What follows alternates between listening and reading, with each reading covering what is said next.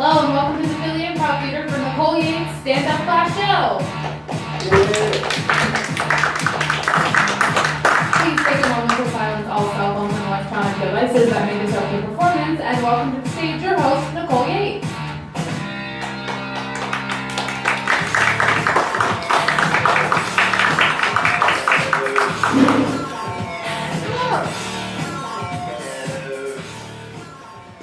Hello everybody! Thanks for coming out to the graduation show today.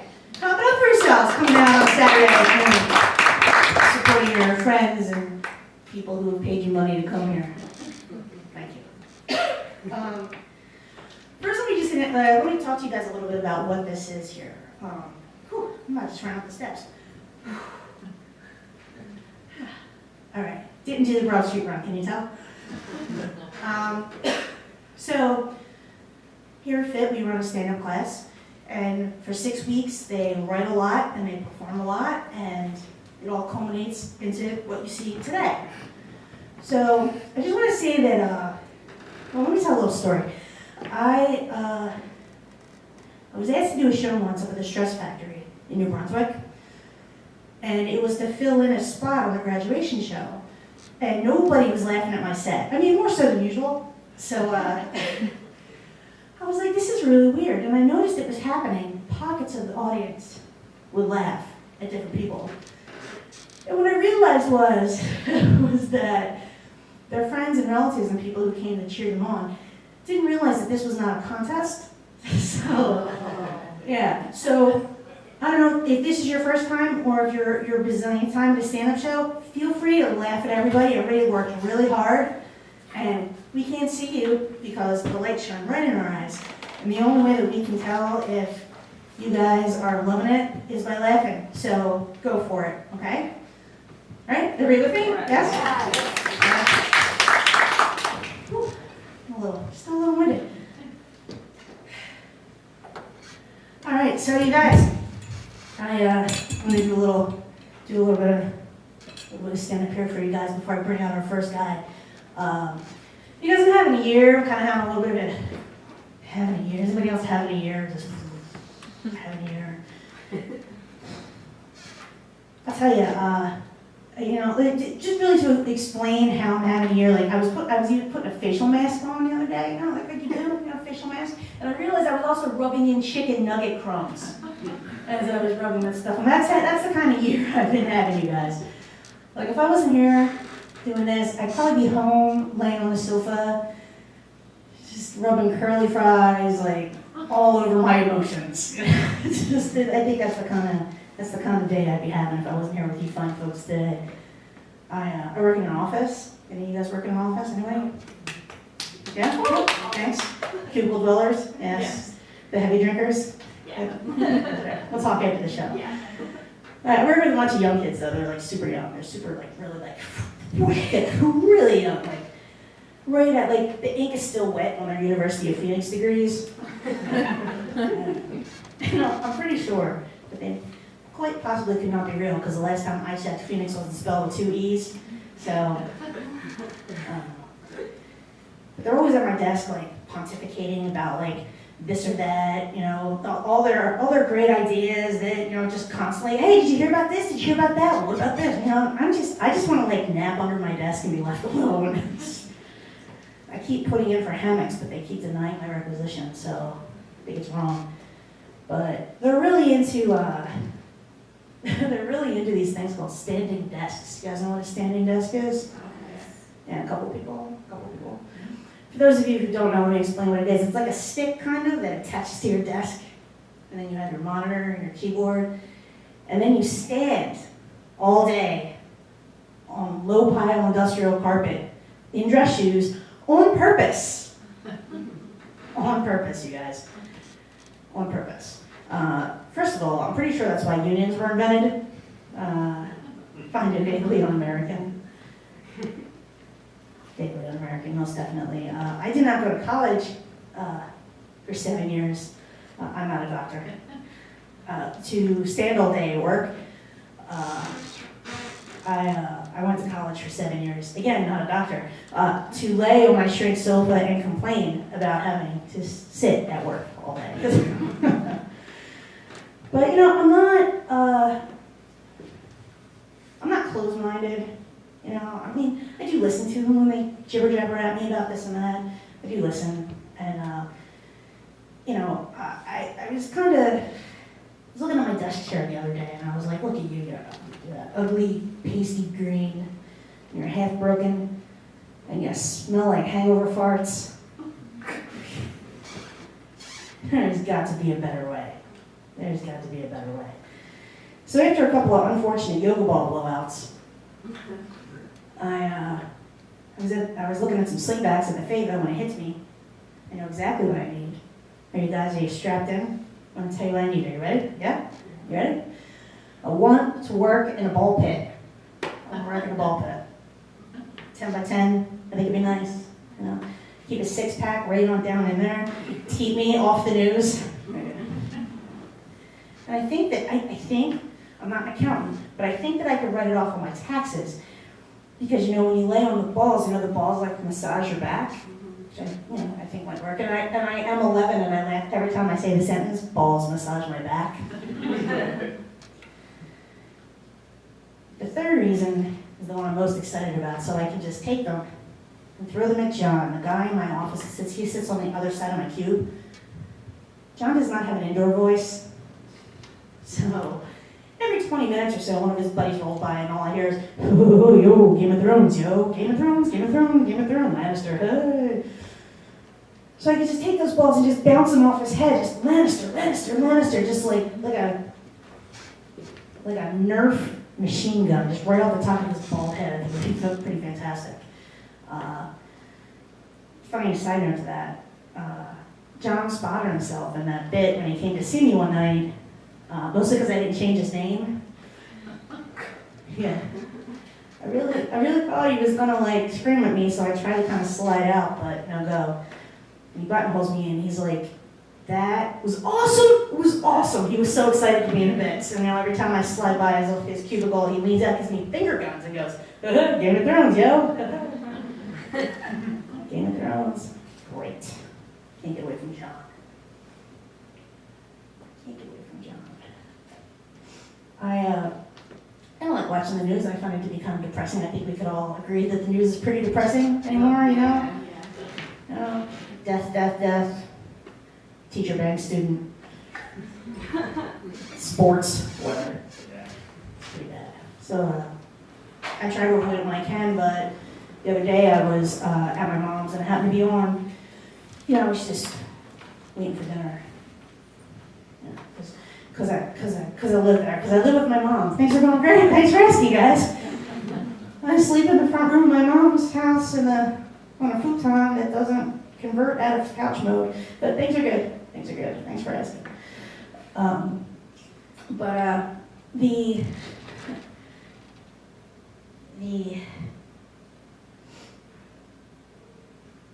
The thing that I saw in the news, which was really interesting, was that the lady who invented Weight Watchers passed away. She was 92. Which was a pretty good run, you know, 92, I would say, good run, you know.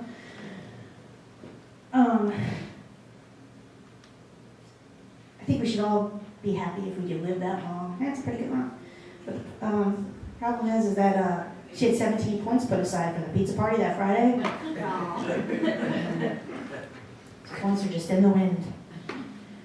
And the guy that invented, well, he didn't invent, but he wrote the theme song for the Mr. Softy ice cream truck, he died. I found that out because his funeral procession sat outside my house for like 20 minutes. There's jimmies everywhere. There's jimmies everywhere, you guys. All right, you know what? I'm gonna bring out your first comic here.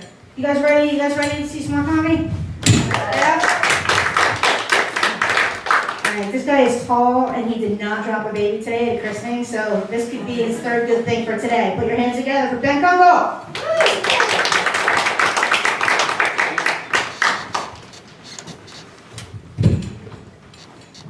Thank you. Thank you.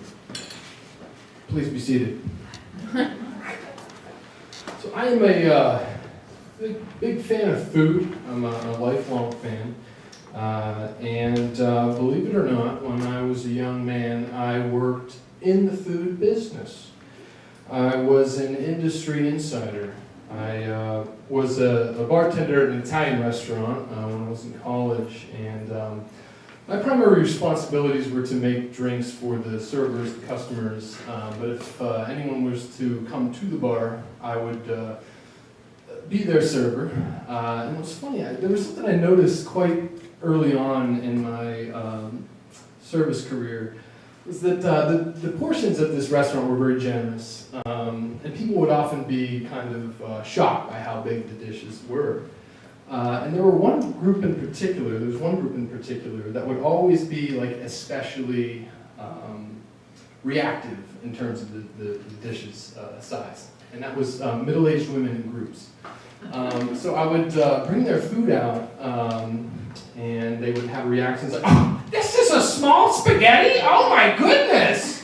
This is a small? Well, next time I should get a children's size one, or like a 6 to 9 months one or something. Oh my goodness, this is going to be, lunch for tomorrow and then the rest of April. Unbelievable." And then I would, pour a few glasses of wine, kind of get distracted for a few minutes, and I'd turn around and the food would be gone. And then they would always have to make excuses for it. They would say things like, "Oh, I guess I was hungrier than I thought, wasn't I?" Or, "I guess I just really worked up quite an appetite Christmas shopping today, didn't I?" Or, "You know what, this is actually great because I'm going to jog to Rhode Island shortly, so I'll need this energy." But not everyone would be embarrassed by the food they ordered. Some people, they knew why they were there. They knew what it was about. There was this one guy in particular I remember. He was a local antiques dealer, and he was friends with the owner. Big guy. He was probably 350 pounds. He had this really big, scraggly beard, these big Dick Cheney glasses, and he'd come in and he would order 2 appetizers, and he would have whiskey before his meals, and he would order a large pasta, and he would order wine with his meal, and the whole time he was smoking cigarettes. You could smoke in restaurants. I'm dating myself, I guess, when I say that. At the time, and he'd order dessert. I remember just looking at this guy, and he was eating and smoking the entire time, ashing his cigarette and then eating. And I just looked at him and thought, this guy is awesome! This guy's incredible! I mean, he just didn't give a hoot, this guy. And if we're being honest, there's a lot of him in me. It's a struggle. I try to stay active. There's a gym in my work building. My employer pays for it. It's a great perk. I go every day at lunch. I work with mostly older people, so aren't many people that I can talk with about my gym habits. There is one guy who goes to the gym every day as well. He's one of our tech guys. He's a lovely guy. He's originally from India, and we'll talk about our gains and our progress and these gym terms, locker room talk. I remember the one day I came in on a Monday morning and we were talking, and I was like, yeah, I'm definitely feeling better. I'm looking a little better, but I'm struggling in certain ways. I went out yesterday to watch the Steelers, and I had pizza and wings, and I was drinking beers, and I started doing shots, and I smoked a big cigar, and then we ordered more wings, and then more pizza, and I bummed a couple cigarettes from the lady next to me, and that's just I struggle with it. And he was like, yeah, man, I totally hear you. I understand your struggle, brother. For me, it's rice. So here I am just trashing my body, and this guy's concerned about a sensible starch. So, that's all for me. Thank you.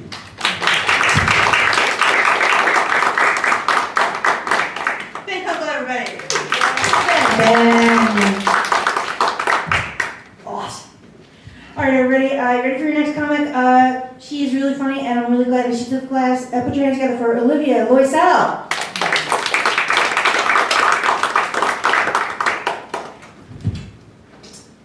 So I was talking to my mom the other day on the phone, which is lovely because she lives far away and our schedules never usually line up.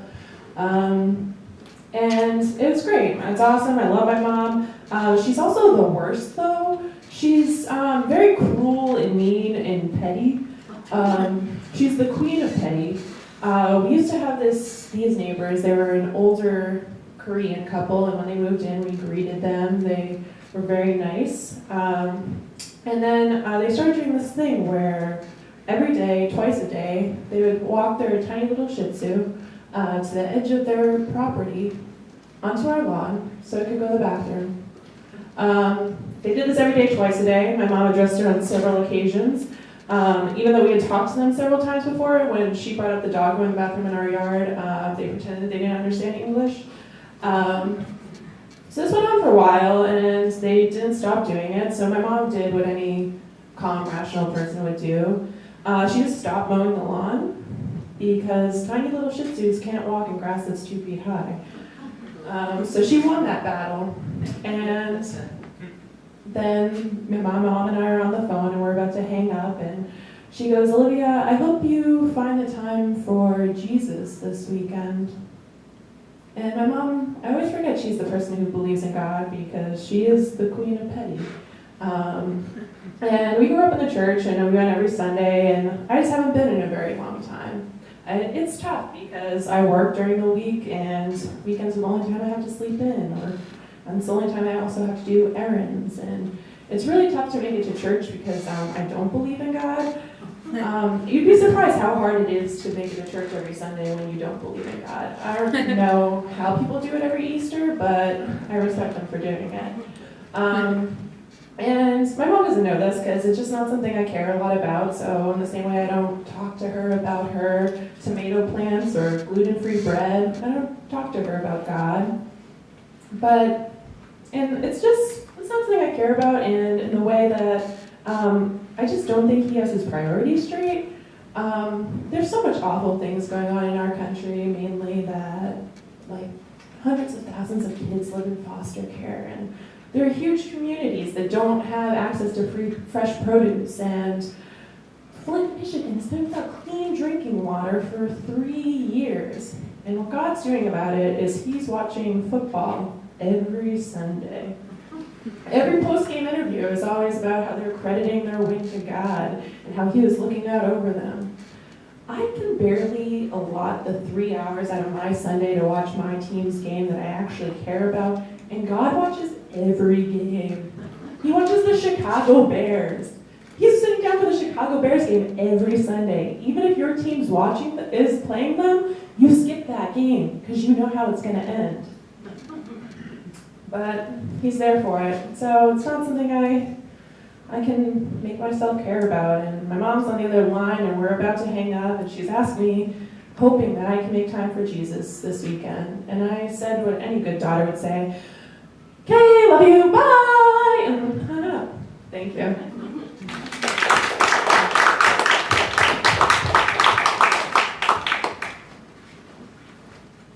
Olivia, everybody, put your hands together for Olivia. So I was laughing on Facebook, everybody was like, my mom was great. I'm like, can we go back to just like avoiding their phone calls tomorrow? I think we could all do that, right? Okay, moving right along. This guy is pretty great guy. Put your hands together for Frank Cartwright.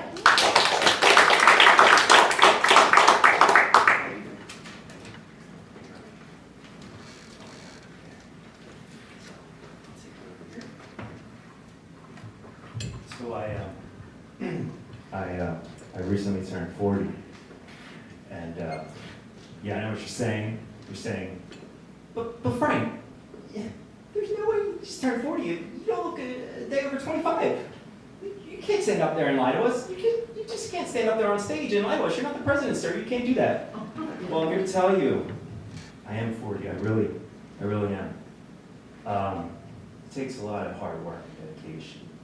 I know you're wondering. But Frank, how do you do it? How do you stay so young? Well, it's a strict regimen of heavy drug use, not just any drugs, designer club drugs. I'm talking like ecstasy and the date rape drugs and cocaine. I mean, the good stuff. You know, I don't know why doctors should be prescribing this stuff. They should be prescribing it. I mean, you go into the doctors, you're like, Doc, I have, starting to get wrinkles on my forehead. You're not taking your Molly. You should be taking your Molly daily. Remember, MDMA a day keeps the wrinkles away. But that was a little phase I went through for 10 years. I figure every year that I did drugs, it preserved my youth for that amount of time. So hence I look 10 years younger.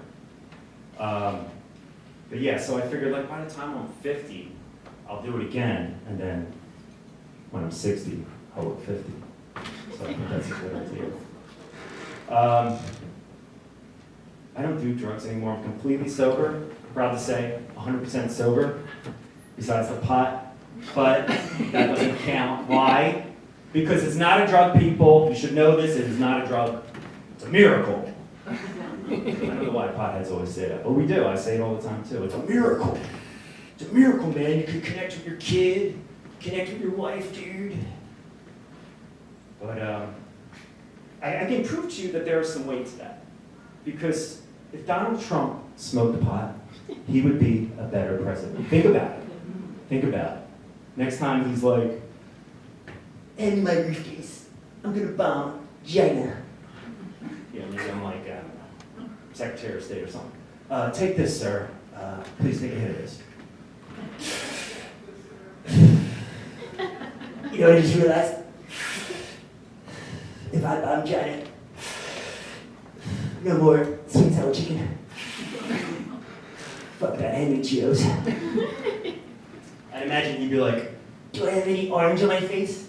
And I'd be like, "Yeah, you have some right here. Right here. It's all over the place, sir." I figured, you know, I often thought to myself, why doesn't he just fire his makeup artist? But then I realized, it's probably just his daughter Ivanka. She just puts it on his face while he's in bed after they wake up in the morning. Oh my God, that's an incest joke. If you don't like that, you're not gonna like this next one. Yeah, but I do like pot because it calms my nerves. I have a really weird nervous tick. It's just this little weird thing I do. I jerk off when I'm nervous. It's really weird. It's really weird, but I feel like a primate. Like I'm like, you know, predators. Yeah, I'm not, you know, it's not the worst habit I ever had. Smoking was probably the worst habit I ever had. I'm not necessarily proud of it. I can imagine, you know, like years from now, my kid's like, "Mom, I got a valedictorian speech from now, but where's Dad?" "He's in the bathroom again." Wah, wah. My name's Frank, and that's all I got.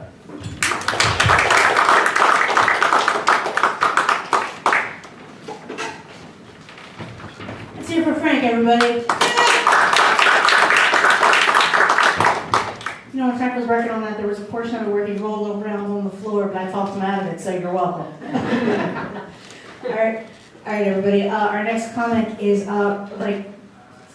really, you're gonna love her. Very unique. Put your hands together for Angie Milton.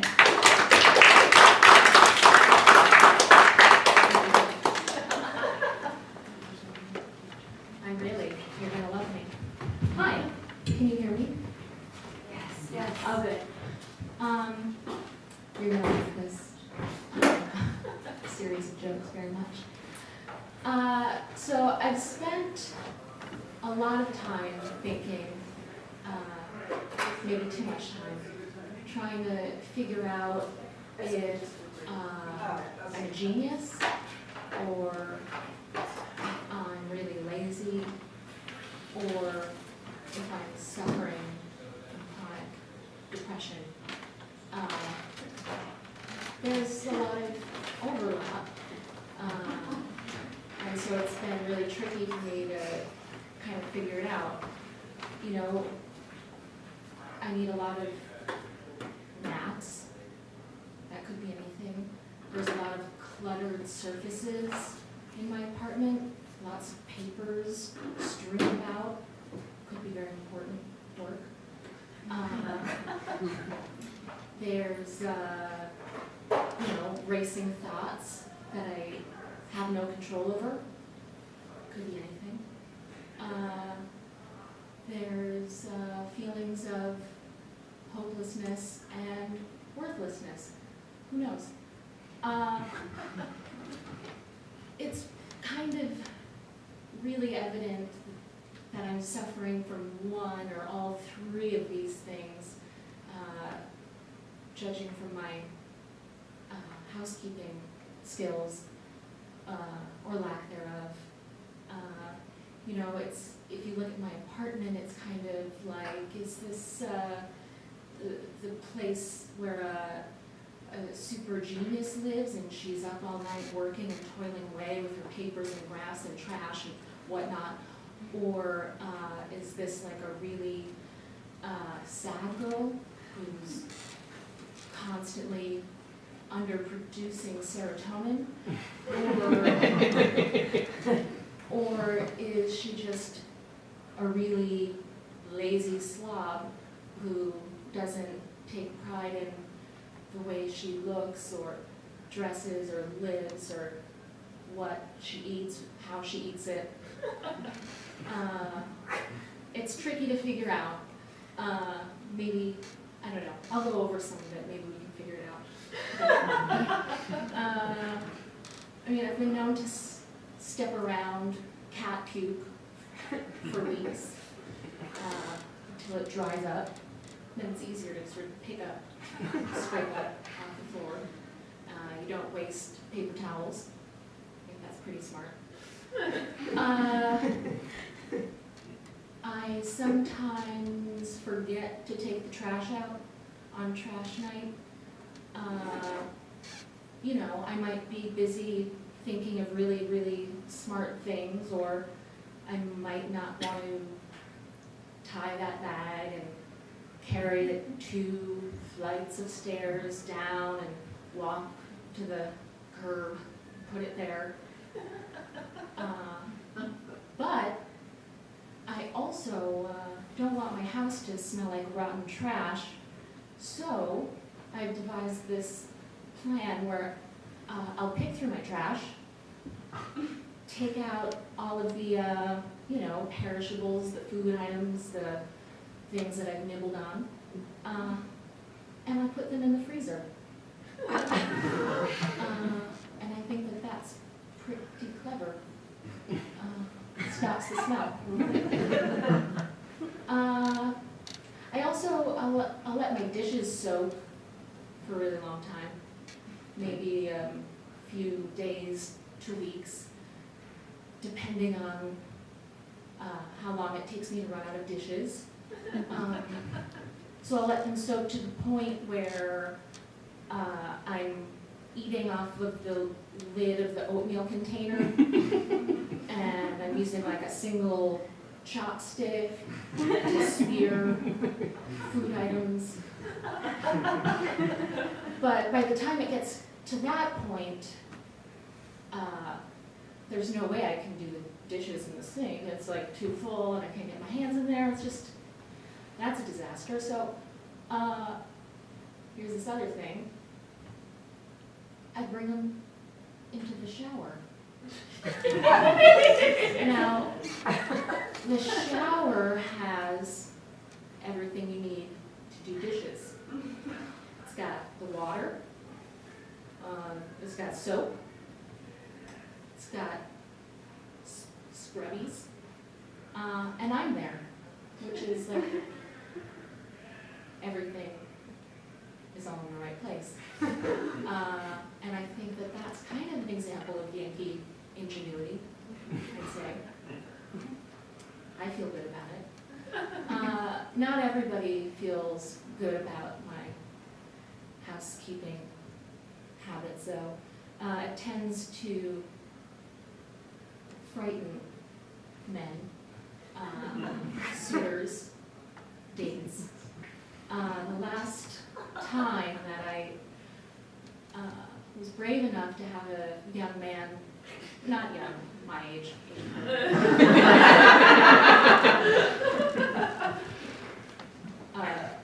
my age man come over, I thought it was fine, everything seemed fine. And then the next morning, he revealed to me he'd been awake all night, having anxiety attacks, thinking of how soon he could leave my apartment because the mess was too much.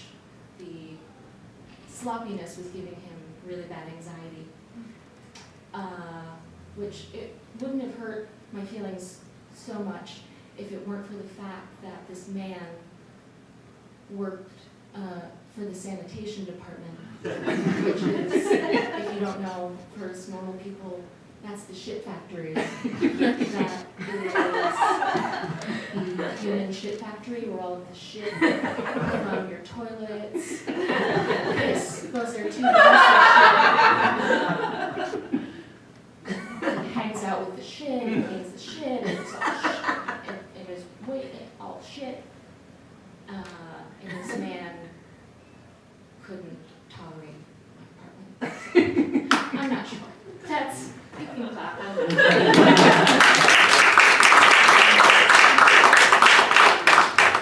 Introduction, everybody.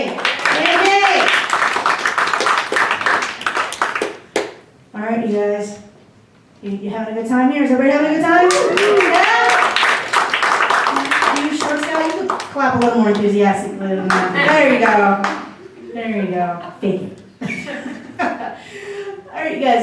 You ready for your next comic? Our next comic has a lot to say. Put your hands together for Sunny Goklani.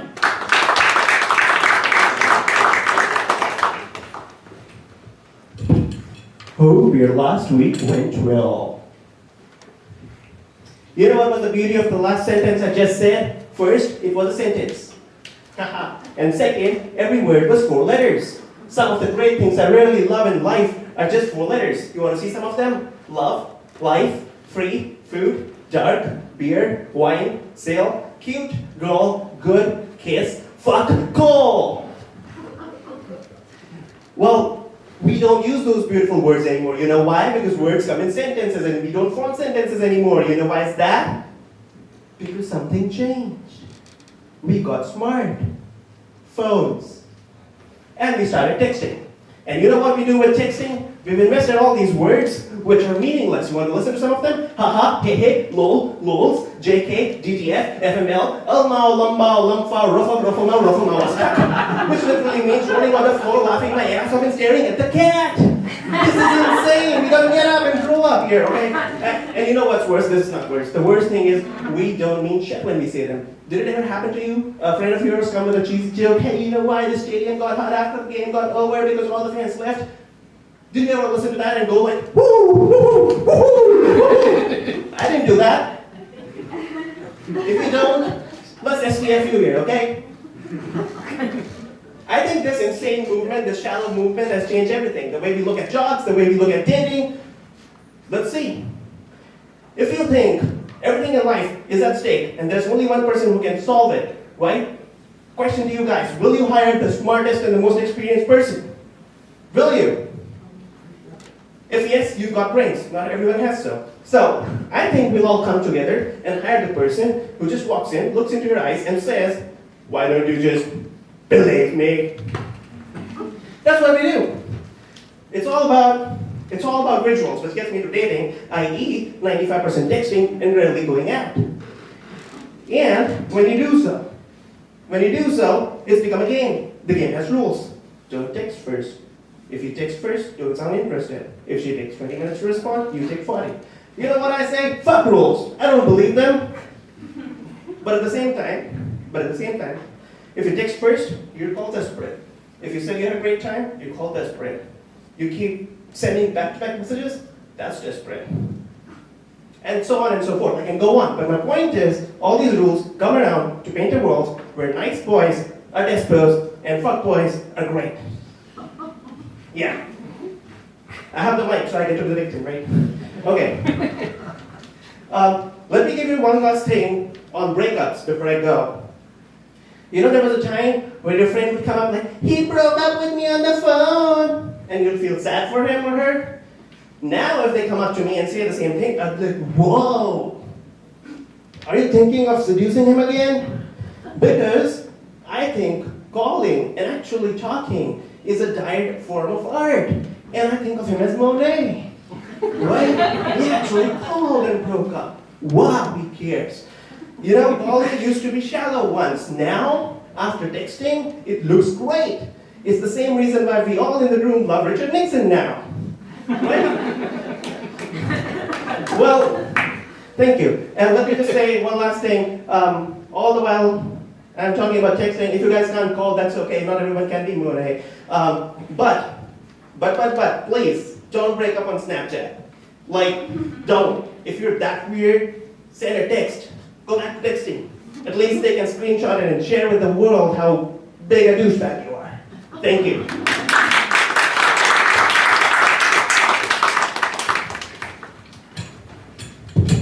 Sunny, everybody.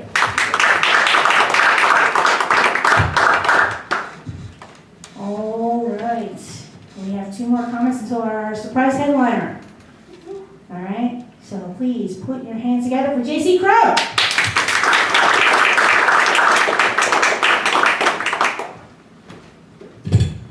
What's going on, everybody? You're like, "Ooh, there you go." So there's a lot of horrible things going on in the world today.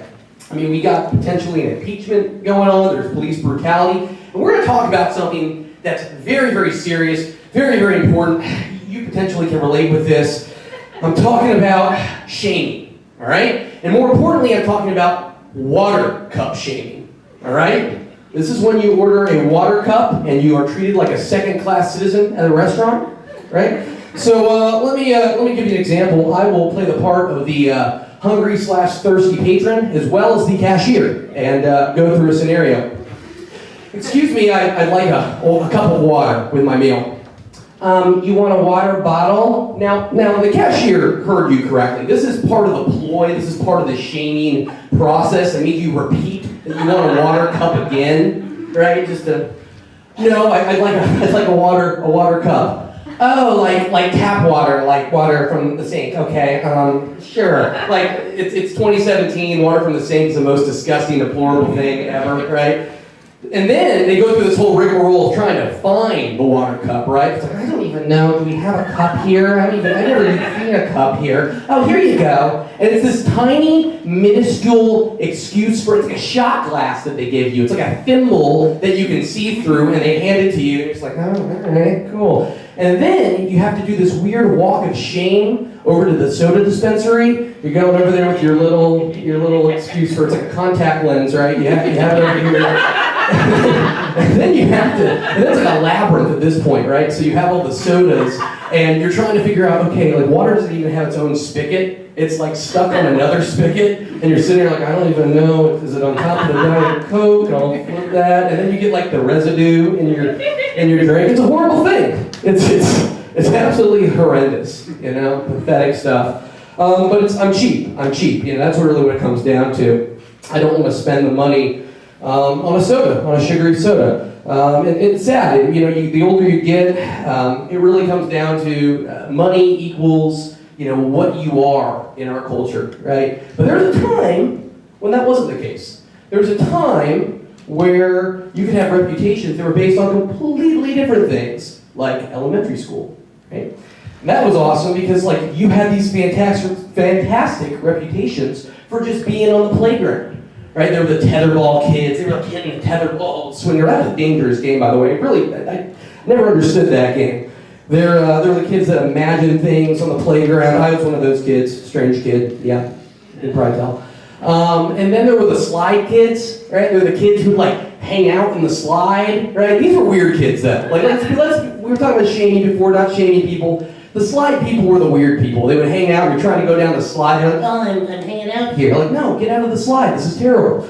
That, like, I've been watching, like, ISIS training videos, not because I'm joining that, but just, like, you know, you watch them, and, like, it's all just people going down the slide, hanging out on the slide, so clearly there's a connection there. It's not a good thing. But then, there were the swingers, right? There were the swingers, and these guys were the badasses of recess. They were like the Blue Angels mixed with the Hells Angels, right? They were doing these crazy tricks. And you're like, oh my God, they're badasses. Swinging like Tarzan. And the cool thing, like the really cool thing, was if you went over the bar, right? If you go over the bar, dear God, the reputation you had in elementary school was ecstatic. I had a friend, Billy. Billy went over the bar, and life changed for Billy. You know, he used to be eating PB&Js. He graduated to Lunchables every day. You know, that's what he became. But then, unfortunately, I think, you know, when you hit the precipice of life, you know, because there's like prom, your first kiss, losing your virginity, going over the bar. It's right there. I just think things went downhill. You know, it's a shame. He got addicted to Major League Big Chew at that point. Then he graduated to Fun Dip, and before you knew it, he was snorting 6 pixie sticks a day. Pathetic, just to get up in the morning. But I ran into Billy not that long ago. We were at a restaurant together, and he had a water cup and went up to the soda dispensary and got Mountain Dew Code Red. Didn't give a damn. It was awesome. Thanks, everybody. My name is Yates.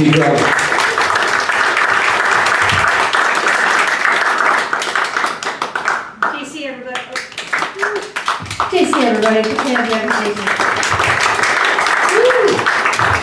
Our last comic apparently got swallowed by 76, so she won't be here today. So we're gonna bring out our surprise headliner. Our surprise headliner has performed everywhere, from here to there to all around. She's one of my favorite comics, and when she said yes, she would come and do the headline spot today for me, I was really excited. I've noticed since I started doing stand-up, and she's always been very kind to me in my subpar brand of stand-up comedy. So, please put your hands together for Joanne Sirigunagas!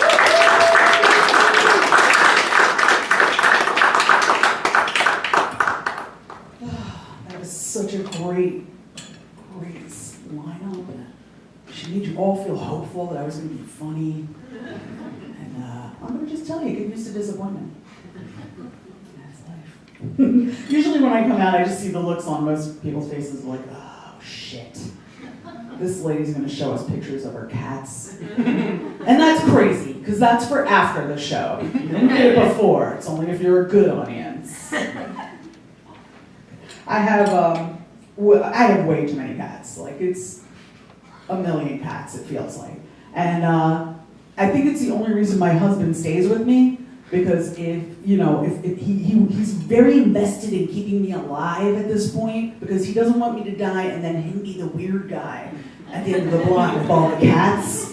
Like, it's not, like, it's, everyone's like, oh, the crazy cat lady, that's an accepted thing. The crazy cat guy is the kind of person that's digging bodies up and putting hats on them. I don't know. There's just like a weird thing about it that's, for some reason, they just can't like cats. There has to be something nefarious going on.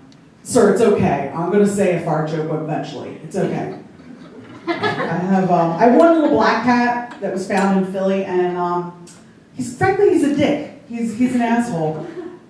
He ignores me constantly.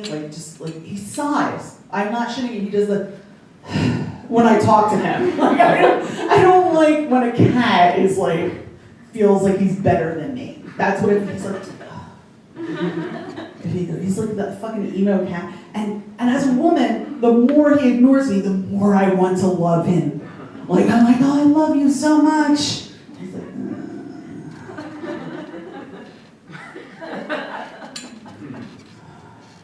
do you have cheese? No? Fuck off. And I just followed him around all day long going, you want some cheese? I love you. It's the most dysfunctional relationship I've ever been in. Literally, I make excuses from, he's just tired, it's okay. He really loves me. He does, I'm like, oh, he scratched me, I must have scared him, it's my fault. He literally comes at night, though, when I'm all by myself and loves me. I'm like, am I the fat girl in high school again? What the fuck is going on? Like, not in front of my football friends, but later behind the bleachers. He's a vindictive little asshole. All right.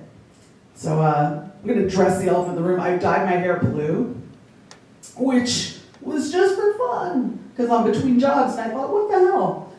It cost $9, took an hour, and then cost another $23 and 2 hours to clean up the residuals in my bathroom. It was as if I had destroyed a whole Smurf village in my tub and if my hair had been the same consistency as porcelain, the dye would still be in it way better, because my sink is the beautiful shade I wanted. I was like, oh, that's lovely.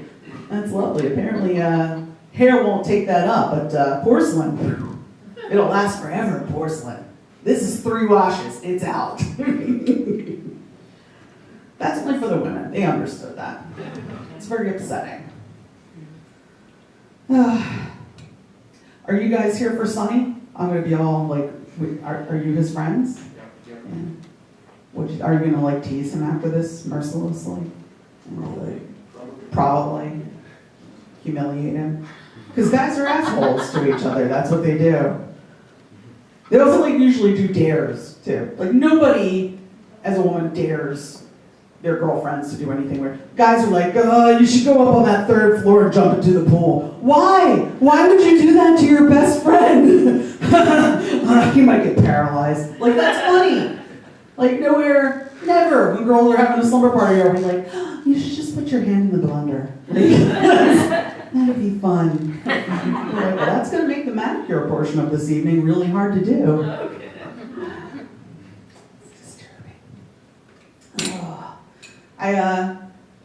This is my 2nd marriage that I'm on. We've been married 10 years. You don't have to clap for that. I'm as ashamed as you. It's been 8 years. I married a Jew this time because I didn't know another way to disappoint my Greek parents. I was like, Jew. He's a poor one though. So if Jewish women get mad at me, they're like, "Oh, you married a Jew?" I'm like, "He works at Pep Boys." So like, "Oh, okay." I'm like the one poor Jew in all of Cherry Hill, New Jersey. Like, eat the point spread. I'm like, honey, why aren't you supposed to have all the money? But then I noticed he eats bacon a lot, and I'm pretty sure that's the key. If you eat bacon, that's it, the fucking covenant's broken. God's like, no money for you. Oh, if only pork products weren't so delicious.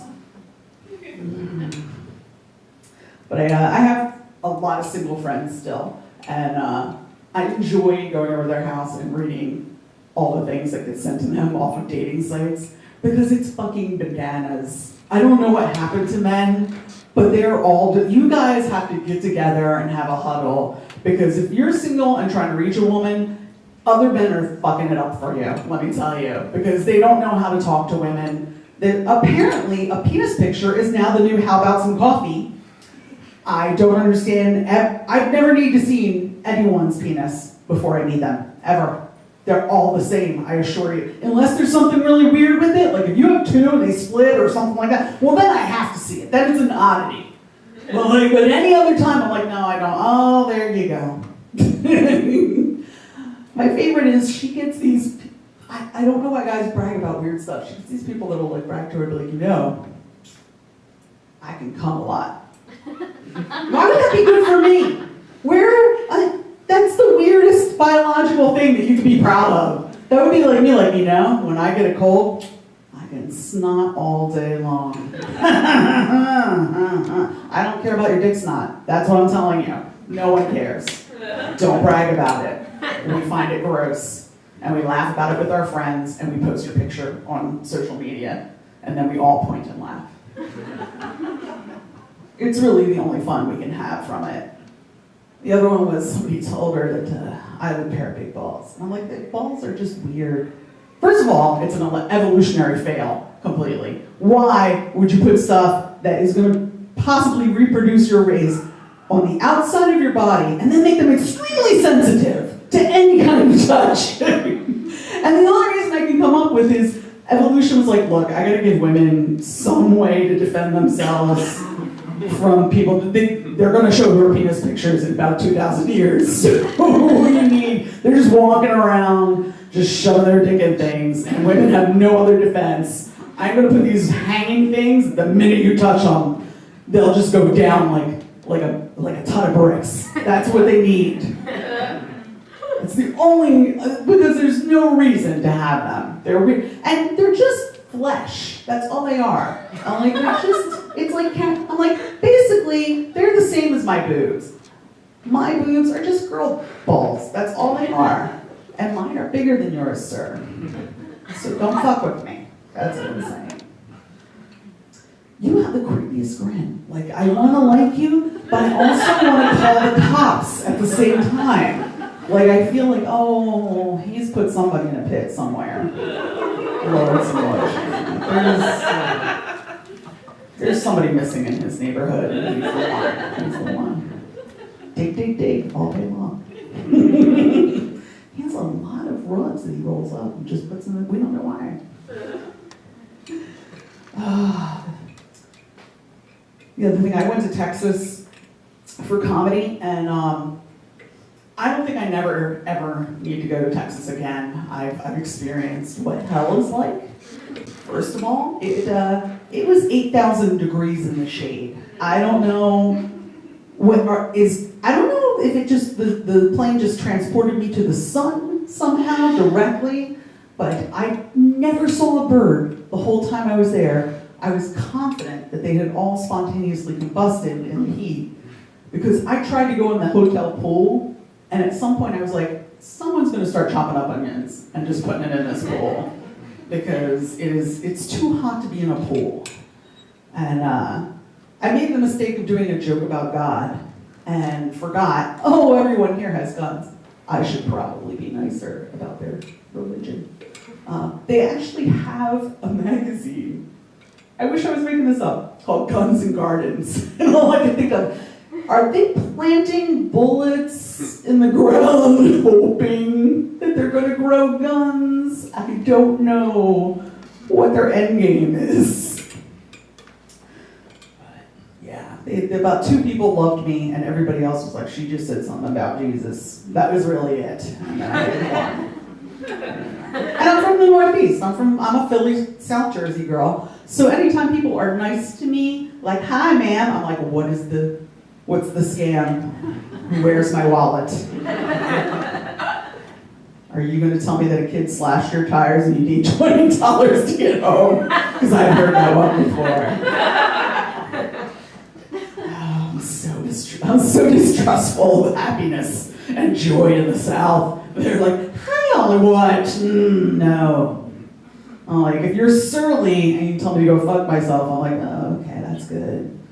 And there's no Wawas. There's no Wawas down south, and it makes me very sad. There's Piggly Wigglies, which have bait and guns, but don't have a fucking decent cup of coffee. Nowhere. And it makes me very sad. Wawas are a very good thing. People don't realize you miss. It's like my cat. I really want there to be a Wawa, just like I want to be loved by my black cat. And it wasn't happening. I should do some actual jokes that I have. Now he's doing the creepy smile. Like, seriously? Are you both in the same row home, burying bodies in the backyard? You just look over at each other and just kind of go your separate ways.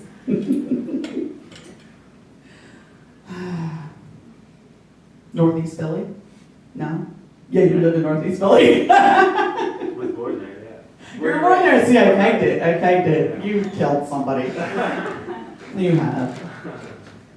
I got mugged by a squirrel in Northeast Philly one time. I'm not kidding. It came out and went like, I was unwrapping crackers, and it came out and went like this. And I was scared because I was like, it could have a gun. It's Northeast Philly. I don't know. I just gave it my crackers and backed away. Like, I don't know what's going on. It's scary. We have raccoons at my house, or trash pandas, as they're called. And my one cat is fascinated and wants to get out of the house and go find the raccoons. Here's the thing: this cat doesn't know how to hunt. We don't know what happened to him as a baby. But he is not a bright cat. He is not allowed to go outside because he is too stupid. Like, he should be wearing a helmet and a vest of some sort to alert you. So every time he runs out, I'm like, dude, if you meet a raccoon, you're dead in 5 seconds. I've seen you try to kill a bug and then you cry and make me kill it for you. So that's not really the predator instinct that you need to go up against a raccoon. who's already got like a fucking mask on. He's already shady as shit. You're not gonna make out well. But he doesn't believe me. What's great is this cat won't eat the fancy food I get for him, but he will eat a spider or the fly that the spider has caught in its web. And that's apparently extremely nutritious for him. And that's why every time they try to sell me some fancy new brand of cat food, I'm like, it won't matter to this cat. He will eat a moth if it gets in my house and then promptly throw it up on my beige carpeting, because apparently beige carpeting makes him really queasy, whereas linoleum settles his stomach like ginger ale. Like, he will never. That's my day. I spend my day sometimes trying to herd the cats into the kitchen to throw up on the linoleum. And that's when I'm like, when did my life become like this? It's never what you want to grow up as a little girl. Like, I just want to be herding cats onto linoleum to vomit. Like, I wanted to grow up to be Supergirl or Wonder Woman because I'm a nerd. And then I realized I didn't have the body of Supergirl or Wonder Woman. But then again, no normal human being does. Because it's drawn for men. Because nobody's fighting crime in like a one-piece bathing suit with a thong up their ass and high-heeled boots. That's just not crime fighting. Like, they can't even give them dignity. Only with Wonder Woman, she's like a goddess and she can do all this. Put her in a really tiny miniskirt. Yeah, and show lots of boobs. Yeah, make them look like they're gonna just come right out of it. That seems like something you would fight crime in. Like, oh. They don't do that to Superman. They don't put like a thing where his crotch just flops out of it. They at least put him in. I mean, it's tight. It's a little humiliating. But I never understood the whole, I put glasses on. Now they don't know I'm Superman. I'm like, maybe Superman's just a dick. Everyone knows who he is. And they're like, hey, isn't that just a, shh, don't say anything. He's got heat vision. He will fuck you up. Just pretend, oh. You're not hearing Superman's doing something. My other one that I hate is I like Batman, and I know people get really mad at me, but I'm like, he's the whiniest bitch I have ever known. My parents died, now this died. You're a millionaire. Go get some therapy. You can get the finest antidepressants in the world. How are you sad? Oh, I have a yacht, but my parents died. Look, my parents have been alive for 40 years and haven't done shit for me. It's really not all it's cracked up to be. I will trade places with you in a heartbeat. And I don't need to fight crime. I just like, just throw some money at some charities and the police and enjoy the rest of my life. It's like, no, I have to dress up like a bat. I'm like, what is going on? Like, there should be an intervention at some point where they're like, you don't have any superpowers. You're just really bummed out, man. Maybe you should just go talk to someone for a while. Have a rest. I've lost you, sir. I know. I talked about Batman, and it's weird. I have an obsession with like comic books. I'm like a 10-year-old boy. It's weird, and guys don't want to hang out with a 10-year-old boy in most cases. So like, they're like, oh, you're like a girl, but you're not. They get very confused. It's like I'm undercover sometimes. And then they say shitty things around me, and I'm like, you're a dick. No wonder you're single. And then they get mad at me, and they're like, you should be nicer. And I'm like, Dad, if you were nicer, this wouldn't happen. Oh, it's funny. It's funny because I hate him. No. I'm trying to think if I should go out on something sexual, or if that's going to be too much for this crowd. My niece just gave birth recently, and I was unfortunately there for the whole thing because nobody else in my family was fucking available. So like, send the woman who never had children but only has cats, send her into the room with the girl. It'll be great. And it was 2 days of her going into labor. I was like, can we tape this whole 2 days and just show it in every high school sex ed class? Because I'm pretty sure you would staple your own vagina shut if you were to see a small 5-foot girl standing up in bed like the Exorcist screaming. What was worse is she broke her ankle 2 months before she gave birth. She had to get pins in it and all that. So she's in the delivery room with a boot on. It was like the worst possible circumstances for someone pregnant. They came in. I'm old. I remember when you just went in, they knocked you out, a baby came out eventually. Nobody knew how. It was a mystery. You were all in the waiting room and everyone went, yay, the baby's here. And we had cups of coffee and some cheesecake. Like now they do weird shit to get the baby out. Like they literally, it was the weirdest thing. They had put a bar up, they have her grasp the bar, hunched down. They're like, okay, well now go on your side, lift up one leg. And I'm like, this is the most non-sexy Kama Sutra I have ever seen. They shook her. I really am, I'm not kidding. I don't know that this is actually meant. 2 nurses, one shook her this way, the other shook, I don't know what, I'm like, are we making a cocktail or trying to get the baby out? Because I don't think that's gonna work. I'm like, maybe like put a bike out there, like a little tricycle to tempt her, I don't know. But 2 days, I was like, oh, forget carrying the egg around, just show this video of everything they did. Every kid would be like, yes, abstinence, please. I need all your birth control, all of it. Oh, it's my goodness. It's a beautiful, beautiful, great niece that I have, which is wonderful. My nephew, the father, slept through most of it on the couch in the birthing room. So as you can see, those birthing classes paid off really well. I'm like, what do they teach you? Like, just sleep on the couch and go out for cigarette breaks every once in a while. That's your role. I'm like, you're gonna make a great dad. He's been cooking for her, and all he knows how to cook is pork chops and French fries. It's all this woman has been living on for the past 2 weeks. I came over with like an emergency salad because I'm like, listen, she's pregnant. Don't give her scurvy. You have to feed her some fucking greens, okay? He's just like, I don't understand what to do. I'm like, go to the store, buy something that looks green, feed her it. Like, you can't just give her French fries and pork chops. She's not a dog. He's like, okay, what should I be feeding the baby? Should I not be blending up the French? No, you should not be blending up the French fries and trying to feed her. Friend, I'm like, I have to come over now. I'm like, I don't know what you're doing. But it's terrifying. He's 30 years old. He should know that babies need milk. Like, that seems to be like a normal thing that a person should know. But I feel like that's a problem with my family. Like, they're the kind of people where I'm like, oh, you should not give them knives to cut their food with, because this is going to end up bad. Yeah, not her. Oh no, she's off her meds. Don't give her a spoon either.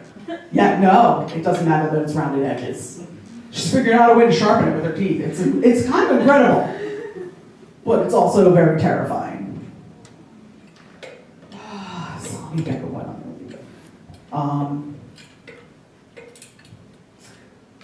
I went to the doctor recently, and he was like, well, we're going to do some fancy blood tests.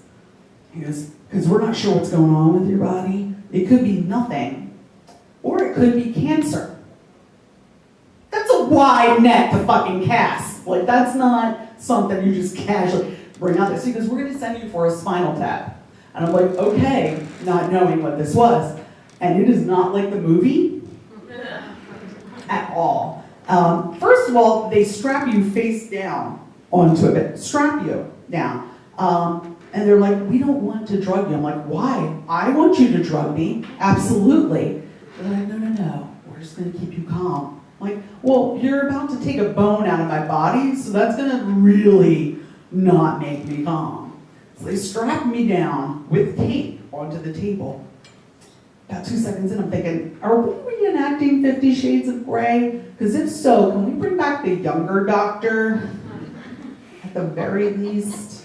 So they, I'm thinking they're going to bring some laser in or some sophisticated piece of equipment. No, here's what I hear behind me. It was a fucking tube and a little hammer that they used. I'm like, what?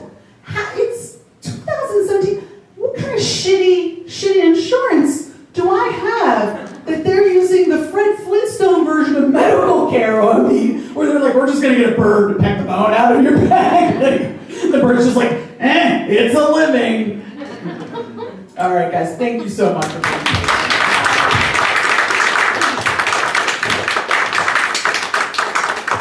Wait, say your goodnights, everybody. That wraps up our show. Thanks to all comics who bravely wrote all this stuff and came to make you laugh today. It takes a lot of guts to get up on stage, and especially for the first time in front of people. And for most of these guys, that's what it was. It was their first time. So let's hear it. Put your hands together. Yeah. And again, if you are interested in possibly taking this class, you can check out PHITcomedy.com. We also have classes in improv and sketch comedy writing. So thanks a lot for coming. See you next time.